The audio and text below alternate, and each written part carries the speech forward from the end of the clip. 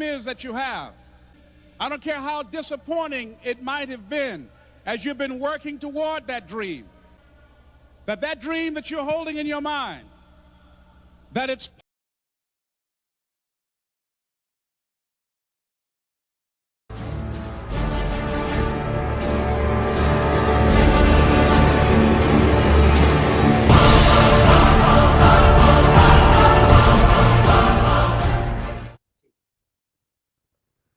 आप मेरे सिर पर लटके इन बल्ब्स को देख रहे होंगे। मैं जब भी बल्ब को देखता हूं तो मुझे थॉमस अल्वा एडिसन की याद आती है। थॉमस अल्वा एडिसन को जब वो छोटे थे तो उनकी स्कूल की टीचर ने उनको मंद बुद्धि कहा था और स्कूल से निकाल दिया था। और थॉमस अल्वा एडिसन के माता पिता को कहा था कि हमारी स्कूल में हम इसको नहीं पढ़ा सकते, ये बहुत मंद बुद्धि है और आप इसको घर में पढ़ाइए। थॉमस अल्वा एडिसन की मां ने उनकी बात को मानने से इनकार कर दिया और उन्होंने बोला मेरा बच्चा मंदबुद्धि नहीं हो सकता, मैं इसको घर में पढ़ाऊंगी। और थॉमस अल्वा एडिसन आज दुनिया के उन वैज्ञानिकों में से जाने जाते हैं जिनके नाम से मैक्सिमम इन्वेंशंस हैं, दुनिया के टॉप 10 में से एक। यदि थॉमस अल्वा एडिसन की मां ये मान लेती कि मेरा बच्चा मंदबुद्धि है तो पूरी जिंदगी वो उसको मंदबुद्धि की तरह ट्रीट करती रहती और वो मंदबुद्धि बन जाता। साथियों, इतिहास कौन रचता है? इतिहास वो नहीं रचते जो लोगों की बात सुन के मान लेते कि मैं कमजोर हूं, मैं हीन हूं, मैं नहीं कर सकता, मुझे नहीं आता। इतिहास वो नहीं रचते जो किसी दूसरे की राय के लिए अपने संकल्प छोड़ देते हैं।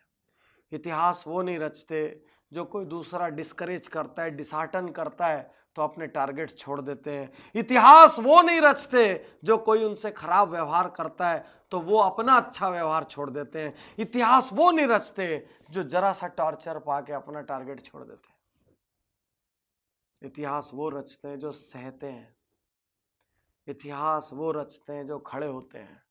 अभी अभी एक शानदार फिल्म आई दंगल, आपने देखी होगी। गीता बबीता, महावीर सिंह फोगाट, कैसे इतिहास रचा। जब महावीर सिंह फोगाट ने अपनी बेटियों को तैयार करना शुरू किया तो पूरे गांव ने मजाक उड़ाया। महावीर सिंह फोगाट ने उनको सुबह सुबह उठाया, उनके बाल कटवा दिए, उनके खाने पीने पर रोक लगा दी, सब कुछ किया। यहां तक कि उनके बच्चों ने उनको दुश्मन समझ लिया। और ऐसा ही कई बार होता है, ढेर सारे बच्चे अपने माँ बाप को दुश्मन समझ लेते। लेकिन एक दिन उनको समझ आया जब उनकी सहेली कहती है कि तुम्हारे पिता तुमको संतान तो समझते हैं कम से कम, इसलिए तुम्हारी फिक्र करते हैं। साथियों, महावीर सिंह फोगाट ने पहले इतिहास रचा है, गीता बबीता ने बाद में। महावीर सिंह फोगाट ने वो बीज लगाया, उनको सींचा, बड़ा किया, सारी दुनिया के तिरस्कार महावीर सिंह फोगाट ने कहे। साथियों, आज आपका तिरस्कार हो रहा है कहीं और आप यदि उसकी वजह से हिम्मत हार के बैठ गए तो आप बड़े नहीं होंगे। भरी गर्मियों में जिस सूरज का तिरस्कार होता है, सर्दियों में उसी सूरज का इंतजार होता है। याद रखिए, आज तिरस्कार का मतलब आजीवन तिरस्कार नहीं है। इतिहास वो नहीं रचेगा जो लोगों की सुनेगा। इतिहास वो नहीं रचेगा जो टारगेट छोड़ेगा। इतिहास वो नहीं रचेगा जो हीन भावना में चले जाएगा। इतिहास वो नहीं रचेगा जो दूसरों को सुपीरियर और खुद को इंफीरियर समझेगा। इतिहास वो नहीं रचेगा जो अपग्रेड करने को तैयार नहीं होगा। इतिहास वो नहीं रचेगा जो जरा जरा सी बात पे घबरा जाएगा। इतिहास वो नहीं रचेगा जो सैकड़ों लोगों का अप्रूवल लेगा। इतिहास वो नहीं रचेगा जो इनडिसिसिव है, जो निर्णय नहीं लेता। इतिहास वो नहीं रचेगा जिसके पास विल पावर नहीं है। इतिहास सिर्फ वो रचेगा जो खड़ा होकर लड़ रहा है, क्योंकि जो लड़ रहा है वो गिरेगा फिर उठ खड़ा होगा। जो लड़ रहा है वो हारेगा लेकिन फिर जीतेगा। लेकिन जो लड़ा ही नहीं वो तो जीता ही नहीं, वो तो हारा ही नहीं, क्योंकि वो कभी लड़ा ही नहीं। तो यदि थोड़ा सा भी इतिहास रचना है, यदि थोड़ी भी वैल्यूएबल जिंदगी बनानी है, यदि कुछ भी हासिल करना है तो लड़िए।